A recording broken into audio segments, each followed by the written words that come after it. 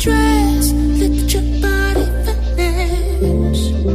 I just wanna dive inside your innocence.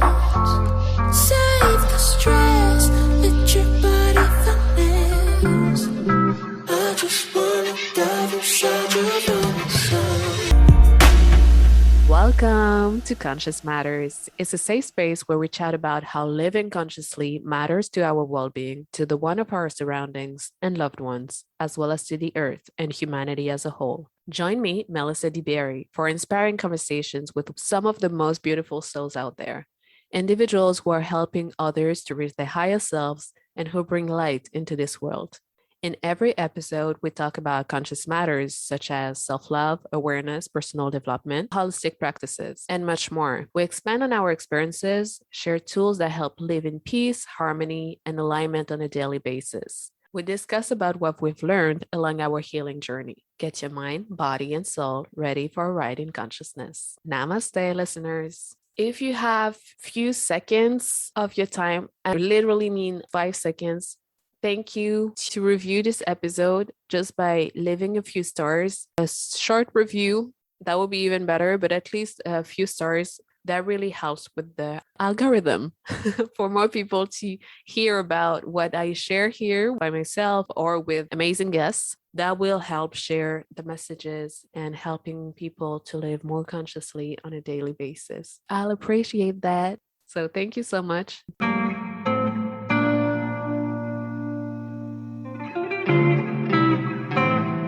February, the month referred as the month of love.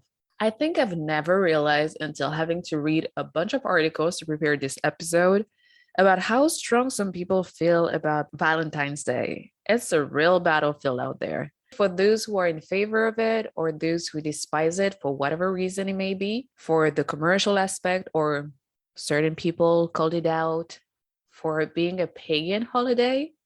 So just to let you know, the main argument, though, being that there shouldn't be one day of the year to show love to your loved one or ones, since you could do that all year round, which I agree to some extent. However, to my mind, it's not because you dedicate one specific day to something that it prevents you from doing it the rest of the year. I mean, they are not exclusive to one another. For example, it's not because you have your birthday once a year that you are not celebrated or loved by your people, your tribe, the rest of the year. I mean, I hope so. So this specific date, celebrations in general can be seen as a good reminder to keep on putting out intentional efforts throughout the whole year towards that something that you're celebrating on that day, to keep that energy all year round. I mean, we all humans, which means that sometimes we slack. We need to be reminded, and a reminder helps getting back on your horse. Of course, there's absolutely no need to fall into the buying frenzy, which is a huge part of most holidays now, especially Valentine's Day. To me, this day is more of a reminder of showing love and affection to yourself and others. It doesn't need to be related to material things at all. It can simply be about making sure you are leaving space in your busy schedule to spend quality time with your loved ones, even at home playing board games, or by yourself, drawing you a nice herbal bath. It could also be sending a simple text to a dear friend telling them how much they mean to you. It could be giving thanks to your neighbor for always helping you out with carrying your groceries home. It could be so many meaningful actions and moments. It's incredible. Like, I'd encourage you to take this month to be the start of the 2022 showing love and affection cycle, and do it as much as possible throughout the year until the next Valentine's Day and we're starting again, which essentially means you'll never stop. Today, I'll be touching on a subject very dear to me that I'd like to show more love for, even if I haven't been vocal about it on here yet. That's why I wanted to do an episode on showing love and affection to our dear planet. Yes, the one and only, the one that literally gives us everything: oxygen to breathe, water to survive, food to be nourished and healthy, a home to settle in, and so many more incredible and almost magical things. Yet we constantly overuse, misuse, and abuse it. I see the month of love as a good way to start and restart being extremely appreciative of our earth, and be more mindful of our individual impact on it, making sure that we, as lucky humans, are taking care of our home. Not to be a Debbie Downer, but realistic, we are facing a terrible climate crisis.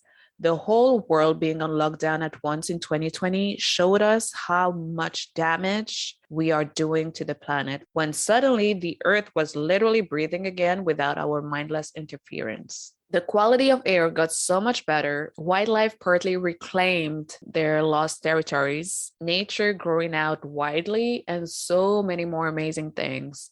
The reality is that even if there's environmental efforts made and the wellness industry grew like never before, which means people are serious about being healthy, we still live on a planet that is very unwell right now. I recently watched a TEDx talk given by Sweta Narayan, international climate and health advocate, which titled her talk, "It's Impossible to Have Healthy People on a Sick Planet." I wrote down an excerpt of her talk because it was very powerful. She said that we need to place health at the heart of climate solutions. The climate crisis is a health crisis. It threatens our air, shelter, security, all the basics on which the human life depends. It's impossible to have healthy people on a sick planet. The blatant disregard for environment, which is entrenched in our current economic and social models, has pushed the natural world to its limits. COVID-19 pandemic is a clear example of our broken relationship with nature.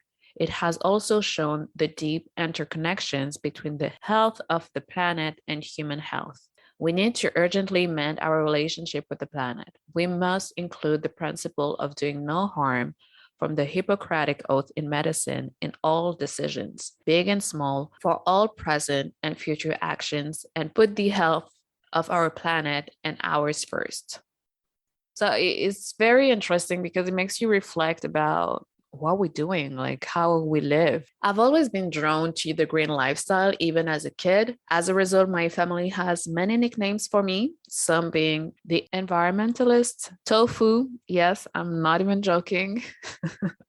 The hippie, among others. And if you can tell already, we love good banter. But yeah, I say green lifestyle, but it was probably the normal lifestyle before industrialization and capitalism. But anyway, that's another conversation.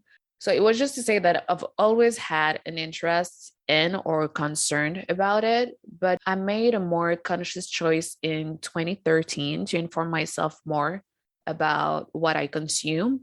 It started from a very individual health perspective, I think, making sure what I ate wasn't hurting my sensitive stomach. So avoiding over industrialized packaged foods, using natural and or organic creams, beauty and hair products that would be less harsh on my delicate skin and fragile hair.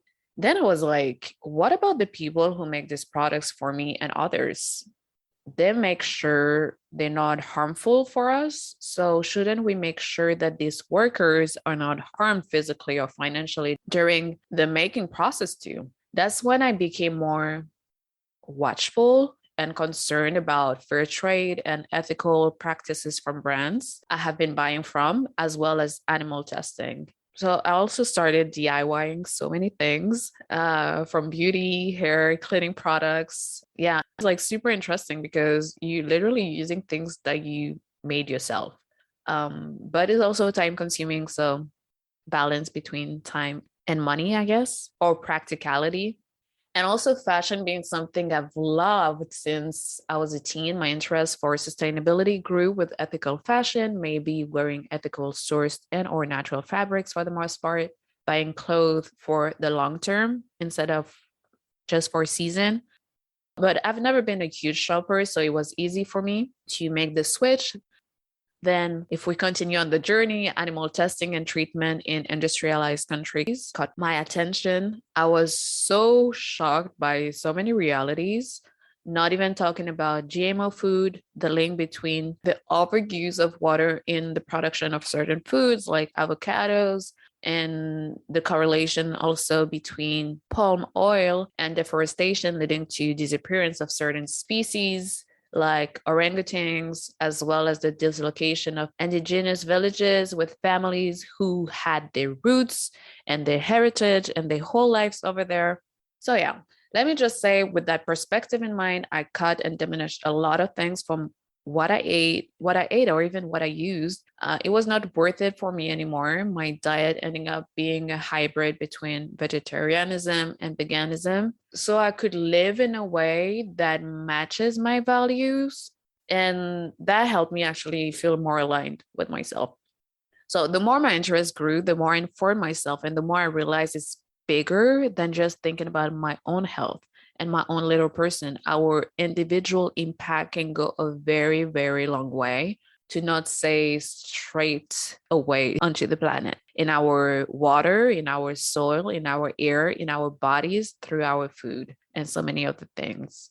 I think that my journey towards a more green, sustainable, conscious lifestyle has been a mix of health, spiritual, and environmental concerns. By explaining it right now over here, I noticed that it has in reality been an extremely gradual one over the years, almost 10 years now. Wow. And it's far from being overdone, as I'm learning every day.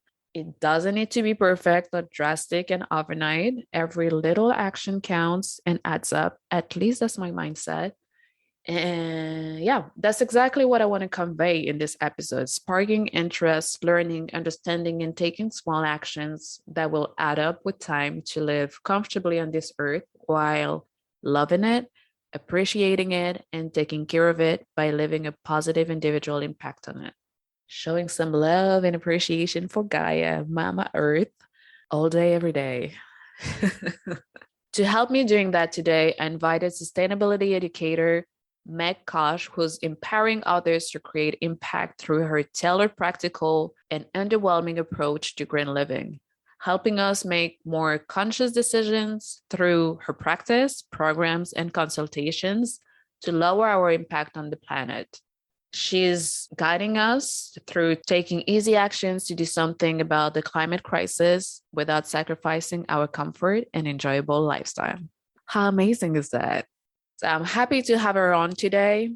Just a quick disclaimer: even if we are all responsible for doing our part, as big or small, to adopt a more conscious lifestyle to live harmoniously with the earth, let's also keep in mind that the biggest chunk of the work to trigger industry change and to tackle the climate crisis relies on the big companies and governments. However, for the sole purpose of easing our way to the matter at hand and to take our power back as well, today we'll stick to individual impact, not expanding on the role and responsibility of companies and governments when it comes to the climate crisis. With that out of the way, listen up to this jam. Hi, Meg. Hi. Are you ready to talk about everything earthy, green practices, sustainability? Yes, but no Birkenstocks are required. This is very just like easy green. Yeah, that's all I'm looking for. So awesome. The first question, I have to put out the basis. We hear a lot about the climate change crisis and all of the doomsday, etc. But how important is it to live on a healthy planet, since we right now mainly live pretty fine the way we are, or is it an illusion? I mean, I do think it is a bit of illusion. And I think living in Europe has actually opened my eyes quite a lot. So I'm American, I come from the US, and it was always a matter of whether or not I believed in climate change or not. Whereas over here in Europe, I think it's more like, yeah, it's science, there's facts, it's there, and what are we going to do in order to address it? So I think it's a very different mindset over here. And I see that that helps people take action a little bit more. So you don't have to grapple with the first question of whether or not it's an issue or if it exists, but you really can just start focusing on measures that you can take to make a difference. So yeah, I've been to a few Fridays for Future, climate marches, that sort of thing. Actually, I've been to one, but I think for the most part, it's just being conscious of how much we as consumers affect how things happen in the world. So I come from a marketing and advertising background, actually. I spent the past 15, 20 years essentially selling people stuff they didn't need. So I worked in advertising agencies and I worked in technology innovation companies. And it was always about trying to get people to buy more. And I don't know if it's penance and that's why I decided to change or just a guilty conscience. I think mainly it's because by doing this, I realized how much power we have as a consumer. I don't think people realize how much these big companies pay attention to how we act on a day-to-day basis, what we buy, how often we buy, and then they adjust accordingly. So if we kind of flip it and realize that we're the ones in charge, then we can help change what is produced and what is provided to us as consumers, because they will adapt to what we want. Since we so much in charge, like what are the realities we are currently facing because of our current, if I can say, mindless practices? I think a lot of times we default to convenience. We are all very time starved. I think we try and do things as quickly as possible, with as little effort as possible on our part, which I think is just something we've been trained to do, really. I mean, one of my favorite podcasts episodes on NPR talked about how we actually were trained on how to throw things away in the early 60s and late 50s, because it wasn't in our nature to use something once and throw it away. It was a campaign that they did to teach us how to throw things away. Wow. So I feel like, yeah, it's absolutely mind-blowing to realize that they had an issue. They had the ability to produce a lot quite quickly, so they needed us to consume it quite quickly, and so they had to teach us to throw things away. And so I feel like from our perspective, the more conscious we can be about what we buy and how often we buy, the better. Can I go back a little bit to the first question? Like, how important is it to live on a healthy planet? Like, why, first of all? Yeah, why? Bare basics is that temperatures are increasing, which means that the people are going to start, we're already noticing it in terms of, the weather patterns are a little bit different. Our behaviors will change, and it affects the crops that are grown, how people live. More cooling is required. It's one of those things that I guess living in my little sustainability bubble, we don't really talk about as much because we just take it as a given. It's like, okay, temperatures are rising. We have to keep it under 1.5 degrees. People will be asking, like, why? Why does it matter to lower the temperatures? Well, it matters because then our entire ecological system suffers. There's going to be insects dying. There's going to be plants dying. There's going to be animals dying. We're not going to be able to produce as many crops as we used to because the seasons will be changing. So everything will have a major shift. We've been living in a period of really stable temperatures for quite a while. And so we're not used to having these big swings in weather or temperature. And it will affect everything from migration of animals to migration of people, because if it gets really, really hot, then people are going to start migrating towards cooler temperatures and moving away from the water if water levels are rising. And so it's really just, the scientists have told us that we really have to keep under this 1.5%. And in order to do that, we need to reduce our emissions and, keep the temperatures from going above a certain point. So, like I said, what I focus on mainly is those small steps that we can take in order to have an impact. That's wonderful. And how would you personally, now that we know why is important, how would you personally define sustainable living or slow living? And what's the goal behind this specific lifestyle? Yeah, well, I think first of all, what I'm trying to do is to avoid this Instagrammable life of what it looks like to be sustainable or green, having to have certain products, having to look a certain way, having to dress a certain way. When it all boils down to it, I think living more sustainably is simply getting as much use out of the stuff you already have as possible before getting rid of them and moving on to something else. We are constantly purchasing and consuming. And so that's why I've also been focusing a lot on this idea of the circular economy, which is changing our mindset and our way of consuming so that we keep these resources in use for longer. We already have everything and we don't need to necessarily go and buy others. Is it minimalism then, or is it different than minimalism sustainability? I think it's a little bit different because minimalism is really just, trying not to purchase at all, I would say, or kind of keep the things you own to a minimum. Whereas sustainability is acknowledging the fact that there will be times when we need to buy something new. There will be times when we need to replace something, but it's focusing on like this life cycle. For right now, I think we really focus on this very linear life cycle of after we purchase it, then that's kind of Right it. away. And we move to the next thing. Yeah. And so, it ends up in the trash. If we're lucky, it might get recycled. But, to be honest, only 8% of plastics have been recycled in our lifetime so far. So, recycling is kind of the last resort, not the goal. And so we want to kind of keep things in use as much as possible. So that means we need to repair things that are broken. We need to mend clothes that are ripped, and we need to use materials themselves that can be reused again and again and again. Yeah. And I was about to say maybe to focus also on ethical sourcing as well, making sure that the objects or items that we buy are made of ethical sourcing materials. Absolutely. I mean, there's so much stuff out there, and the people producing it should be paid a fair wage, and they should be done in such a way. This extraction, this constant extraction we keep taking from the planet, needs to be done in such a way that it is, I hate to use the word sustainable, but in a sense, yes, sustainable, that it can continue for a longer period of time before we just simply run out of things to take from the earth. Yeah, and to make them live on, if I can say, the longest time possible. Exactly. And from an individual perspective, is sustainable living the only or main solution to helping the planet get healthier, or like lowering the temperature as talked before? If yes, how do we go about it? I mean, I think from an individual perspective, it's the element that we have the most control over, because obviously there needs to be help and support from government and policy, and there needs to be kind of incentives or penalties for people who don't do things the way they should be doing. Absolutely.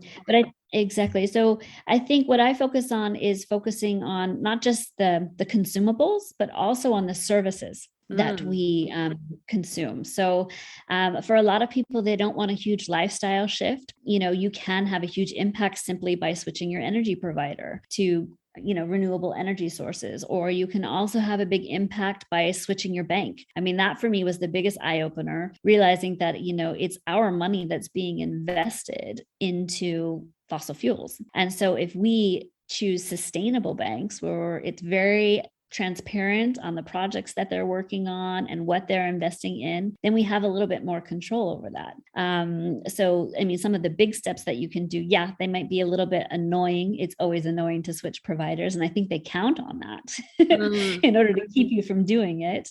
Some of those big things, you only have to do it once, and it makes a big impact, or you can do something every day that builds up to have a big impact as well. That's true. Changing energy provider, changing your bank. I'm actually changing my cell phone provider beginning of March, just kind of going through the list and figuring out like, okay, how can I choose better? Yeah. I changed my own electricity provider to one that was using renewable energy. And I've always thought that it will be more expensive to make these kind of choices. And it's actually much cheaper than the one that I was using before. I was like, I'm making a positive impact and I'm saving money. So how cool is that? Exactly. It's a win-win. I mean, it's not that case everywhere, but for the most part, you do save money. And if you think about it, I mean, the refining process for oil and getting power from that is just a super long, complicated process with a lot of steps along the way and extraction. Whereas once you build the wind capture or the solar capture, it's there, and then it just kind of does its thing. So it's cleaner and it is cheaper in the end. And one of the cool things I learned about as well is, electric cars. I've kind of waited on electric cars because I feel like, you have to charge them with dirty energy for the most part. And I'm yeah, I'm not quite there yet. I know because Yeah. they And then haven't really there's also figured the out the issue with the batteries, like recycling the batteries at the end. Or, exactly. Like I said, this end life, they just kind of say, okay, purchase it and that's it. You're good. It's Hmm. like, no, no, no. Well, what happens to it afterwards? What about all these valuable materials in the battery, in the metal in the car, and the electronics? Like, what happens to them afterwards? Like, how can we keep these in use? But one of the cool things I learned about was that there would be an option to increase the capacity of electricity grids with renewable energy by storing it in your electrical car. So you could use that as a way to capture some of the renewable energy that's being generated, because you can't really save it. It's kind of created on demand. Yeah, yeah. So I feel like it's headed that way. Like it will get better, but yeah. Yeah, it's not perfect yet. And I think No, by no means. yeah. That's also what's interesting though, because I feel like the more people are getting interested about eco-consciousness, the more initiatives and solutions are being offered. Of course, at first they're not perfect, but like we're going there step by step. I mean, that's my impression. I don't know if like since you Yeah. No, I think it's becoming definitely more top of mind. And that's what I mentioned before in terms of they're noticing, they're not stupid. They're noticing that people are starting to demand transparency and they want to know, okay, well, where do you rate on sustainability? And what are you investing in? And how are your employees treating? So the more questions we ask and the more we're kind of active about this sort of thing, then they have to do something about it. Otherwise they won't sell their product. No demand, no products. So that's so important. So let's talk about the everyday sustainable choices we can make, and maybe we can go over them one by one, even though you mentioned some already. I want you to start with zero waste because it's super trendy right now, the zero practice. But first of all, is it even realistic to be 100% zero waste? I think I know the answer already, but I want to ask you. Absolutely. Yeah. And I mean, I appreciate what they did with this mason jar of trash and to make it aspirational, but it's not achievable and it's not realistic. So the real question then is how can we avoid or reduce waste dumped into our landfills as much as possible, even though we're not 100% zero waste? Yeah. I mean, I think the easiest way to do that is you could focus on packaging. That's an easy one. 1/3 of all plastic produced is for packaging alone, which is crazy. So you're talking about 400 million tons of plastic that's produced on average each year. And 1/3 of that is purely for plastic packaging, for single-use packaging. I mean, I try to avoid plastic packaging wherever possible. So yeah, I think it's looking at the packaging your food comes in. I try and buy my fruit and my veg completely package free. Not always possible, but actually for the most part, it is possible. Sometimes it takes a little bit more effort and it takes a little bit more planning. So again, that comes back to this convenience thing. But I think it is doable if you plan it. How do you plan it? I don't know. How do I plan it? Well, I've kind of done my homework. I've done my scouting and I know which stores around me allow me to buy my fruit and veg without packaging. And I also have a box of veg that I pick up every week from local farmers around Berlin, which helps support them, these small local farmers, but also make sure I get a portion of my veg regional, local, and package free. I mean, my view is definitely very Germany based because that's where I am. And I have to admit that it is a bit of a mecca. I mean, it's really easy to be sustainable here. Every time I go and visit my parents back in the States, I'm so frustrated because a lot of times it's simply not an option to get anything without plastic. I mean, even the eggs are in plastic or all of the vegetables are in plastic. So then, there you have to kind of, move down your kind of priority list and be like, okay, I can't do anything about the packaging right now. So I'm going to try and source it from regional growers. I'm going to make sure that the transport of these vegetables is shorter than regularly, because if I can't have an impact on the packaging, then I can at least have an impact on where I source my vegetables and products from. Yeah. So in Germany, we have the system called Mehrweg, which means that I can get all of my drinks for the most part, as well as dairy products in reusable glass containers. Yeah, it's great. You just have to hold on to the bottles and you return them back at the supermarket and get money back for them. Aluminum cans as well. I mean, those are single use, but you do return them and they do get recycled. So at least here, you have a lot of options to make sure things are reused as many times as possible when you go into a supermarket. In Germany, it's really easy to recycle glass and metal because that's something that can be recycled to almost 100% of its original quality, and it doesn't lose that quality over time. So I know that if I am standing in front of a shelf and I have the option to buy single-use metal or single-use plastic, I'll choose metal because I know that it can be reused again and again and again. Yeah, you're giving a second, third, fourth life to the same material. Yeah, absolutely. So I think get up to speed, figure out your knowledge and your basics on what can be recycled really easily in your area, because then you can kind of focus on those materials to make sure that, okay, if I do have to throw something away or recycle something, at least I know I'm going to get multiple uses out of it. Thank you for that. As you said, like doing our homework, I think is the main game changer in a way, because the more knowledge we have, the more we know how to adapt our behavior and hopefully have a lower impact on the earth, or at least a positive impact on the earth. So thank you for that. And now we can move on to recycling. I mean, you talked about it, about the 8% of plastic being recycled. That's what you said, right? Yeah. Okay, good. I listened properly. Recycling, this is this big thing. I think a lot of countries are pushing recycling on people, saying that this is pretty much the only way that we can contribute positively to the earth. But is it really working, or is this system flawed in the sense that it's also $1 billion business, companies buying trash at a favorable rate to resell it at a higher rate for production purposes? So is it a business? Is it really a solution? Should we keep on recycling? Like, what do we do?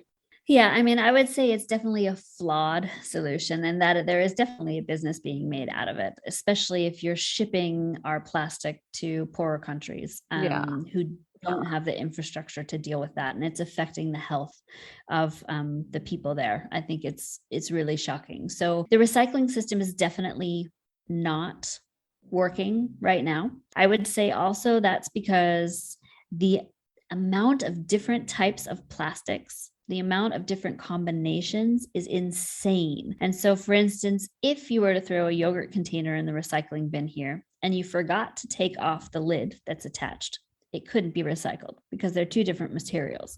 So while we have a fairly good system in Germany, it's still very specific. And unfortunately, it's cheaper for a company to create a new mix or a new combination of virgin plastic than it is to use recycled plastic. And I think what would really help is if we could kind of focus in on one type that is universally recyclable and easy to recyclable, obviously, then that would make things easier in the whole process. But right now, there's so many different options. And a lot of people are also trying for, they call it bioplastic over here. So plastics made out of plants, as that being an alternative to the plastics that we're using now. And unfortunately, that's also not a solution because they're using crops. So they're using sugar or they're using corn to make plastics, but it looks just the same as regular plastic. And if it gets thrown in the bin, it can't be recycled because it can't be recognized. And then it's just burnt in the end. Oh, yeah. So I think, I think the intentions are good and we should definitely find an alternative because, to be honest, plastic's pretty amazing from a material, right? It's lightweight, it's durable, and the durability is the problem. Yeah, exactly. I think if we kind of focus on keeping things in a loop where we want to use it again and again and again, then if we do have to recycle something, it'll make the whole process easier because it would have been designed from the onset to be reused again and again instead of disposed. So the issue then, of course, recycling, but also, I guess, the use or the overproduction of plastic. Yeah. I mean, it's a booming business, unfortunately. So how do we go about it then if we want to, as a individual, saying, okay, I have all of this trash and should I recycle? Should I? Because I know that you talked about the yogurt. If you have a little bit of yogurt on there, probably is gonna go over the paper label and then the paper won't be able to be recycled as well. Right. Yeah, we have to, I mean, here in Germany, we have 3 or 4 bins. So we have to separate the paper in a separate bin. Plastics and metals can go in the same bin because one's heavier than the other, so it's easier to sort. And then we have glass recycling. So in that case, they have containers where you can take the paper off and have it separately to the plastic, so it's not an issue. Like if it's a thin plastic and a thick plastic and they're still attached and you haven't separated completely, then yeah, they won't be recycled. Okay, so recycling is not the number one solution. Probably the Recycling last is one. not the exactly. Then what about composting at home? Like, does that really work and how? Especially in apartments, because in the garden, I guess it's no issue. But how can we make it more accessible to people in whatever type of home they live in? Yeah, well, I mean, here we're very lucky. Since 2019, we all have a right to have a compost bin from the city. So everybody has a compost bin in their backyard that's picked up by the city and is actually used to create gas for the garbage trucks, as well as mulch for all the gardens in Berlin. So in terms of compost, again, I have it easy because I'm living I'm living in a place where it's provided for me, and all I have to do is make sure I put the right stuff in the compost and not put the wrong things in. But I do think composting is super important. I mean, for the US, I think it's one of the biggest contributors to greenhouse emissions, because when you put food waste or natural materials in a landfill, it creates methane gas. So if we can keep these food scraps out of the landfill, it will have a huge impact on the environment. There's lots of different options that you can use, ranging from like having a worm box in your small apartment where they kind of break down things for you.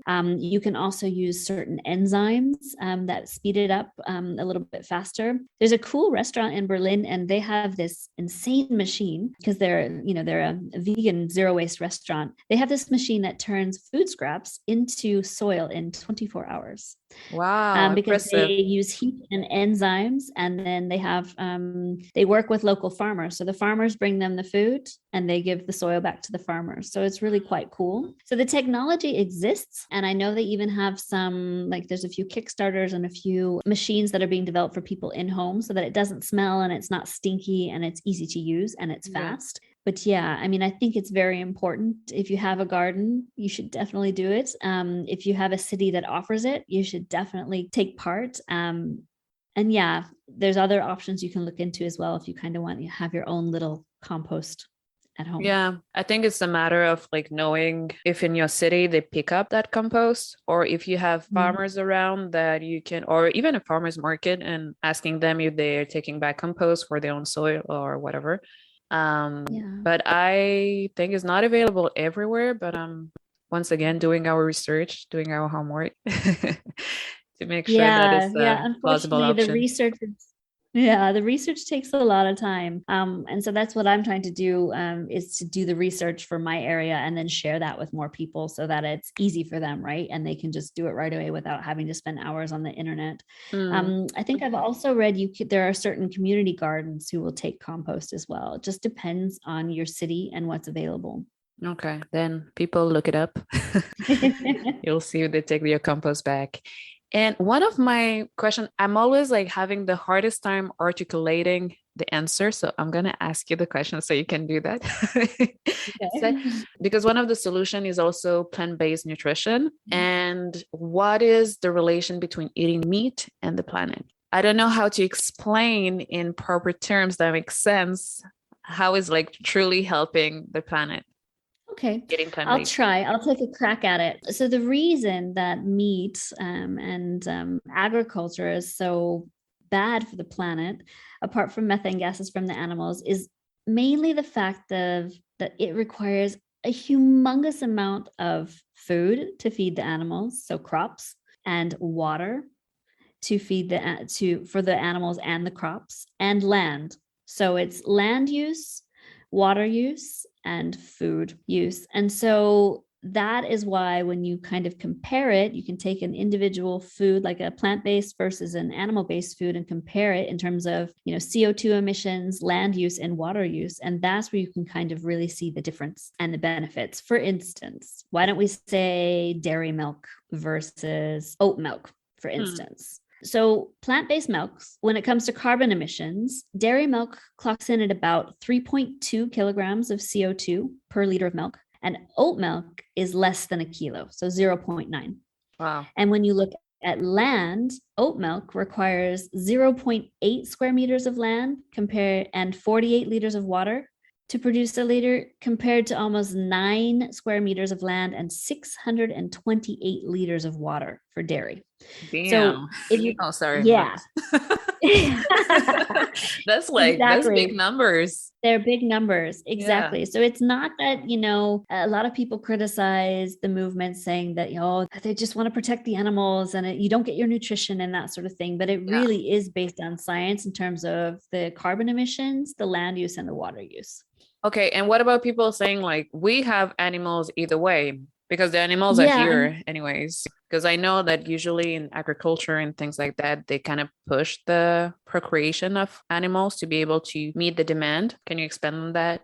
Yeah, absolutely. I think the difference is that when we think of farms, we never think of the horrible industrial farms where they're all packed in closely to one another, and they're not happy cows running around in a field with a cute old farmer tending them in the morning. So maybe I think, in some part of the world it still exists. Some part it does, and that's more sustainable, right? Yeah, in Western countries, I don't think it's the majority. Yeah, and people never ate meat every day. I always ask myself, how do I be more sustainable? WWGD. What would grandma do? Because honestly, if you just kind of go back in time and you think about like, okay, well, what would my grandma have done in this time? Then it's very clear we're kind of going back to where they were before, when they were using what they needed when it came to resources, and that they weren't going crazy. So nobody ate meat 3 times a day. Nobody. It was like a Sunday roast, right? Yeah. Sunday roast. Okay. Once a week, we'll have a nice piece of meat from a happy cow. Fine. Yeah. Or, that's why holidays usually center around a big piece of meat, right? Because this was a special occasion. We want to do something, really special to mark this occasion. So yeah, I mean, I grew up in Colorado. I grew up on a ranch. I hunted, and so I was a meat eater for sure. But yeah, I've been vegetarian. I'm trying to go completely plant-based. I'm not quite there yet. Cheese. Cheese. Me too. And I think we all, except a very small portion of people, we all grew up meat eaters anyways. So I don't think we should like feel guilty about that, or even like guilt people who are still eating meat. And I'm just like you. I think my nutrition is more like a hybrid between vegetarian and veganism. It's just like cheese and eggs. Like maybe cheese, eggs, and ice cream. Yeah. It's absolutely that. And then sometimes honey, but yeah. But maybe, I mean, I think it's like important to do things that are aligned with you, also things that makes you still feel happy. And like if you doing all of this effort, it's not because you eat cheese and you don't eat all of the rest that you should like feel bad about yourself. Like it's about like a balance in a way. Exactly. I hate this idea of thinking you have to be perfect in order to belong to a certain club. Like I talk about zero waste a lot, but am I perfect enough to be in an exclusive club? No. I mean, I use diapers on my kids. I occasionally buy something that's in packaging. I am human. And I think you need to realize that everybody is human. They will not be perfect all the time. But what matters is that they take small steps and they make an effort to do what's within their control. So yeah, if you want to reduce your consumption of meat, awesome. That doesn't mean that you can't call yourself sustainable. Like if you decide, all right, I'm just going to switch from my dairy to oat milk. I mean, with the numbers that I quoted before, it's a huge step. It makes a huge impact. 100%. So yeah. Small steps. Baby steps. Baby steps. Yeah. And talking about products, like switching products to more responsible ones could also be an option. Is that even possible to completely leave out products we value and have been using for years? Budget wise, is it going to be a big leap? Or does that also mean that we have to do or be completely DIY, like using the DIY route? Is it realistic in the long run? No, it's not realistic. And again, Quick answer. I think it's like a, it's like a crash diet, right? If you go into your house and you throw all of the naughty foods away, it's too much. You're gonna fail. It doesn't work that way. So I think what I always talk about is we do a plastic audit. So I keep track with my students for a whole month.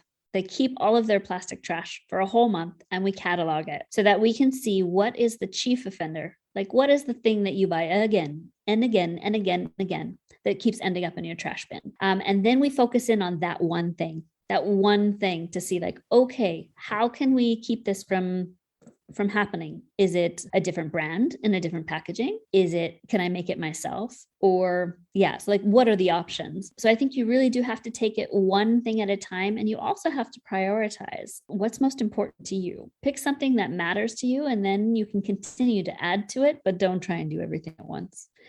Yeah, that's the thing with new lifestyle, I can say, or even like when you going on a diet, you want to throw all of your fast food and packaged food and just like have vegetables and fruits. But at the end of the day, your body is used to a certain rhythm, certain foods. So it's just like taking them out little by little. And I think it's the same with sustainability. Start with, as you said, how do you call it? The one big thing? The chief offender. The chief offender. So yeah, chief offender. Exactly. What is the thing you throw away most often? Like, what is the thing that you like to fix? For me, like, weirdly enough, it's almost impossible to find cream cheese if it's not in plastic here. And I figured out a way to make it, and it's so easy and it's cheaper. So it's fantastic. Same as like, you can make your own oat milk, and that actually saves you a ton of money than the prepackaged stuff. So again, it's like finding the one thing and then figuring out like what you want to prioritize. Is it time, cost, or money? And you can't always have all three. That's true. That's true. So especially for the bathroom is where you have so much waste with all of the beauty products, the shower gel, shampoo, conditioner, whatever. But the DIY can actually help you reduce the products. Maybe you'll save money, save on the packaging, but it will require you to invest more of your time into it. Yeah. And I mean, again, we're spoiled over here. Like, I can go to my regular supermarket and have my choice between like 10 different shampoo bars at a really reasonable price point, and I can easily make the swap, right? But that's Berlin. Berlin is like the mecca of I know. I feel like I'm cheating. Over here. It's too you easy. are maybe. Kidding. And I'm still not perfect, even though I have it. It's a lot easier here than other places, because I also have to take cost into consideration and time and convenience. Sometimes it's just not possible, but I'm not going to beat myself up about it because I slipped. Just keep trying, and that's the most important thing, I think. Absolutely. Once again, it's like make the effort. If it's not 100%, even just it's like 5% is better than you doing nothing about it. So yeah, I mean, come on, stop buying bottled water. Have your own like reusable water. Yeah, like I've got mine here. But just tap water is healthier than the stuff in the bottles anyways. Good stuff. And I know in the US, at least, they're getting really good about having refill stations everywhere so that you can fill up your water bottle. Like one small thing that can be your thing. Focus on it for a while. And then I say, once you master that, level up, pick the next thing on your list. I like that. It's important to reflect on how we consume, which makes me want to tackle the subject of ethical purchasing. You mentioned quickly circular economy before, like creating impact through the power of buying, but I might do another episode since it can be a longer and more complex subject when we include circular economy and all of that jam. Nonetheless, if you want to swiftly touch base on how the power through buying at an individual level matter, like feel free, especially with your background in marketing and how you saw behind the curtain, how much industries are trying to sell us stuff. Okay. Well, I guess the one thing I would add is I did a couple series. I actually did a talk for a festival here in Berlin, which was a lot of fun and terrifying because I had to speak for 20 minutes without any notes, all from heart. But Congratulations. It was a lot of fun. Thanks. It seems like a long time ago now. But what I talked about was exactly that. It was the power of the consumer and kind of realizing how much impact we have and a few steps that we could take to kind of flex our muscles, I guess you could say. Because I read an interesting article, and it said that it only takes 3.5% of a population to protest in order to affect change. So 3.5, so nonviolent protest. Yes, wow. 3.5%. And that's nonviolent protest, of course. Of course. And so if we think of our purchasing as a form of nonviolent protest, then it kind of turns it on its head a little bit. So for instance, one of the things, I talked about changing your bank, I talked about changing your energy provider, but I also talk about small things like I refuse to buy products from the top 5 plastic producers, just period. Yeah. I don't like their business practices. I feel like they are producing ridiculous amount of plastic. I mean, Coca-Cola is the chief offender. They do it again and again, year after year.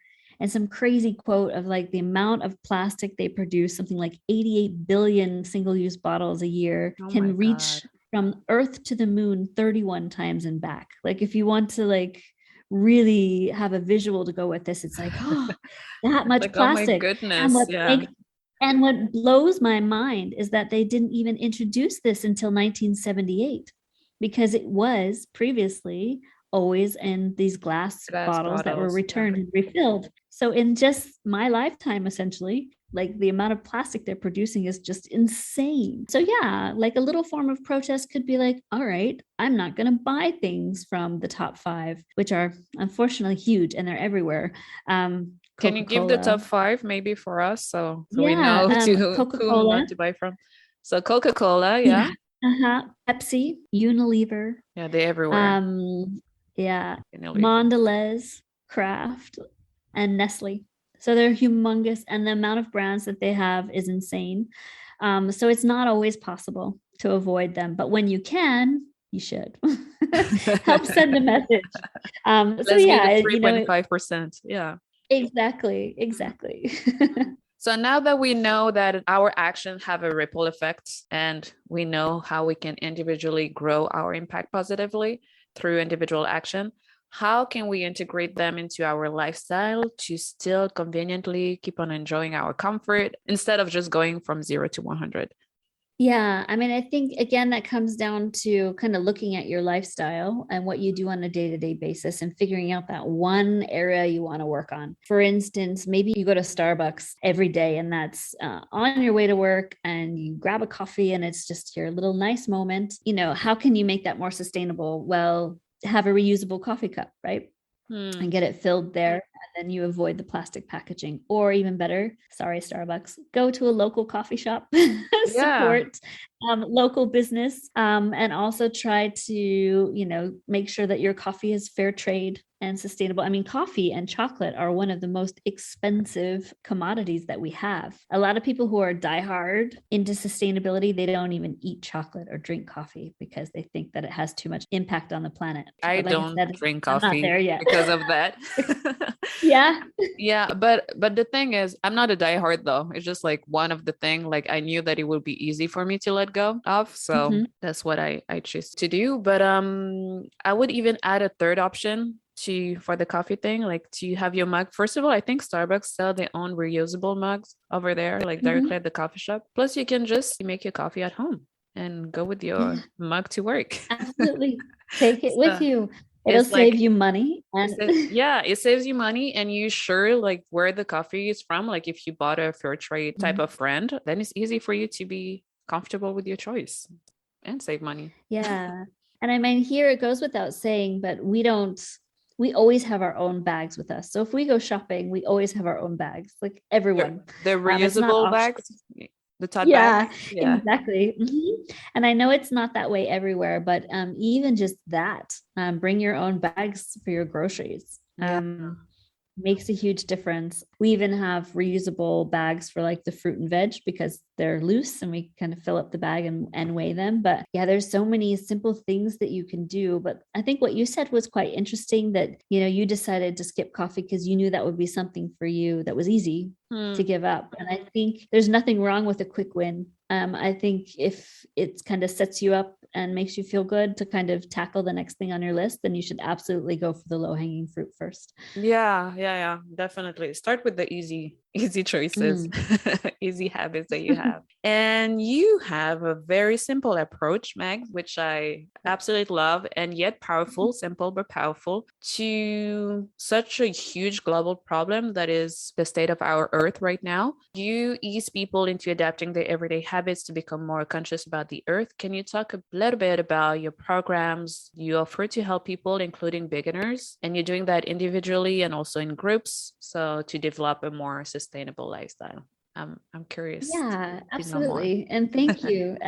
Yeah, I started out the idea with one-on-one consultations. So I kind of took the idea of Marie Kondo, but for sustainability. Because I I was love like, that. okay, I just want to go and chat with somebody, talk through their problems, and make it as easy as possible for them to make the switch. And then COVID kind of reared its ugly head, and it hasn't left yet. So that one's been a bit that's been a bit tricky with the in-person consultations, and it doesn't really translate to online because no one wants to show me their trash on Zoom. So what I've done instead, exactly, what I've done instead is I've started doing cohort-based education. So 6-week online course. I had my first one last year, and I'm going to do another one this year, probably in May. And I really actually like that almost better, because I feel like people are more apt to stick with something when they know the reasons why.